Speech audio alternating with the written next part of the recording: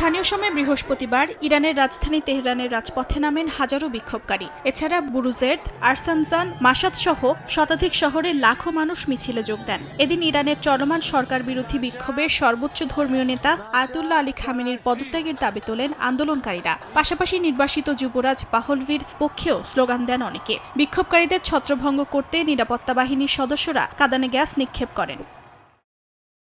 তীব্র অর্থনৈতিক সংকটকে ঘিরে চলমান বিক্ষোভের মধ্যেই ইরানে ইন্টারনেট বন্ধ করা হয়েছে বলে জানায় অনলাইন নজরদারি সংস্থা নেটব্লকস। সামাজিক যোগাযোগ মাধ্যমে দেওয়া এক পোস্টে নেটব্লকস জানায়, দেশজুড়ে এই ইন্টারনেট সংযোগ বিচ্ছিন্ন হওয়ার ঘটনা সাম্প্রতিক সময়ে বিক্ষোভ দমনে গৃহীত একাধিক ডিজিটাল সেন্সরশিপের ধারাবাহিকতার অংশ।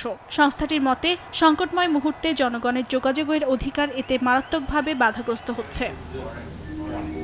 এদিকে জাতিসংঘের মহাসচিব আন্তোনিও গুতেরেস বিক্ষোভ ঘিরে সংঘাত না বাড়ানোর ওপর গুরুত্ব আরোপ করেছেন। গুতেরেস বলেন, কর্তৃপক্ষকে মত প্রকাশ ও শান্তিপূর্ণ সমাবেশের অধিকার রক্ষা করতে হবে। সব নাগরিককে নিরাপদভাবে বিক্ষোভ করার সুযোগ দিতে হবে এবং হিংসাত্মক উত্তেজনা এড়িয়ে চলা জরুরি বলেও জানান তিনি। আন্তর্জাতিক পর্যবেক্ষকরা বলছেন, ইরানের বিক্ষোভ পরিস্থিতি দেশজুড়ে রাজনৈতিক ও সামাজিক স্থিতিশীলতার জন্য সবচেয়ে বড় চ্যালেঞ্জ হয়ে দেখা দিয়েছে।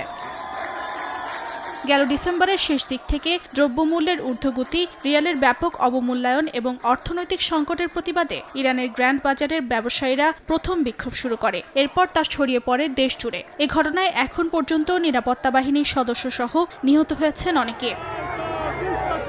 অর্জিতা শাহজিন, সময় সংবাদ।